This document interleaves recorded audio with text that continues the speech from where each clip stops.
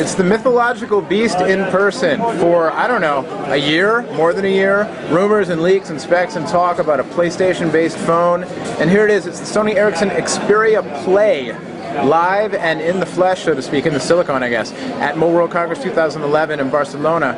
I am here with Pedro from Sony Ericsson, who is going to take us through the first PlayStation certified device, the Xperia Play. So what we have here, so this is the Xperia Play, fully fledged smartphone, as you would expect from one of our Xperia devices. So you get the Sony Ericsson flavor of Android Gingerbread. It's running on the latest Android release available, which is Android Gingerbread 2.3. So as I said, fully fledged Android Gingerbread, a bit of the Sony feel. You can see from the theme also what we call the media pane, where you can consume very easily all your content. And then of course we have the gaming part. So the idea is that when you slide open the phone, you go into a full gaming experience, and I will show you how that will look, as this is still a demo version. Obviously, pre-production software, not what's shipping yet. So this is what you will get when you open the device. So you go into a fully gaming mode. This is what we call the Xperia Play launcher. And as you can see here, you can find the games that are actually installed on the device. You have another tab which is recently added, so this will show the games that you recently downloaded. And then you have the More Games tab, and this is where we will show the games that we're recommending you for the download for the game. So this will be refreshed a few times during the day, so that you always have the latest and greatest content available to download. And how this will work is that when you click on it, you'll be directed to Android Market, to where you can then buy it and download it. Let me just then show you maybe one of the games. So here I'm showing it's Asphalt, so a title from Gameloft that will actually be preloaded on the device. I'm just going to set up a race.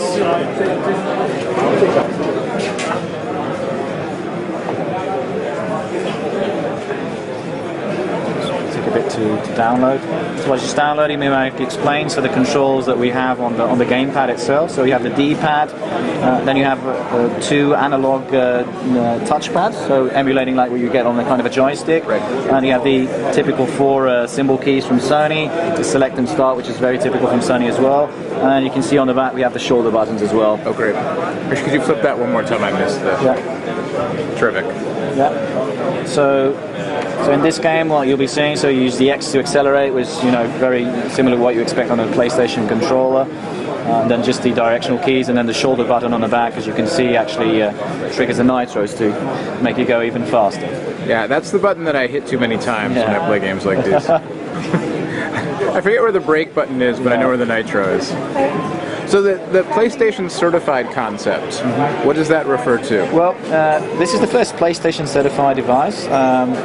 So as part of the NGP announcement from Sony a few weeks back, they also announced the PlayStation Suite framework, and that means that they're committing to bringing PlayStation titles to Android. And what they've committed is to initially they will bring PlayStation 1 titles to this framework. So those titles will, as part of the PlayStation framework, will be made available for this device. As I said initially, PlayStation 1 titles, they will be available for download from Android markets exclusively for this device. And then there's talk of a PlayStation Store coming later? Exactly. I mean, part of the PlayStation Suite framework, Sony will bring up a PlayStation Store later this year, where all then the games that they bring to the PlayStation Suite framework will be made available. So we'll have, the devices will ship with some games pre-installed, there'll be more available for download at launch, and then later the official, if you will, PlayStation Store. Yeah, exactly. So I mean, we aim to have around 50 titles available at launch for consumers to download. Now, if you spent a day training me to play this game, and I played it without also being on camera explaining how the whole process works, you would still beat me hands down. You're driving, you're telling me about the whole PlayStation It's very Store easy. thing. I mean, that's what is key, is what we really focus is on delivering a great, or the ultimate gaming experience on this device, and we believe that the gamepad is really key in this, to be able to achieve that. Terrific. Will there be multiplayer games? Yes, this Asphalt, for instance, supports multiplayer with up to 6 players. Excellent. And out of the box we have Star Battalion, which also supports multiplayer, and FIFA 10, which is actually a first Android to have multiplayer, will be on this device. Excellent. And more of them, the titles that will be made available for download will be possible. And there's one of the titles that we actually will be available for download, which is Dungeon Defenders. It actually supports online playing, and it's cross-platform, so it's a title that you can play on PC and consoles, so it will be completely cross-platform. Very cool, very cool. And when will all of this mobile gaming goodness be available? So we just announced the device yesterday, and the launch of this device is in the first quarter of this year. All right, not long to wait. Nope. It's the Xperia Play. I think I'm going to go get my hands on a demo unit for a little while. Off camera though, because I am not a good driver. From the Sony Ericsson Pavilion at Mobile World Congress here in Barcelona. Thank you, Pedro. It's the Xperia Play. Very exciting. We're going to see it soon across the globe, and in the US they announced exclusive launch with Verizon. Much more from the show, Sony Ericsson, and everything else going on TechnoBuffalo.com all week long.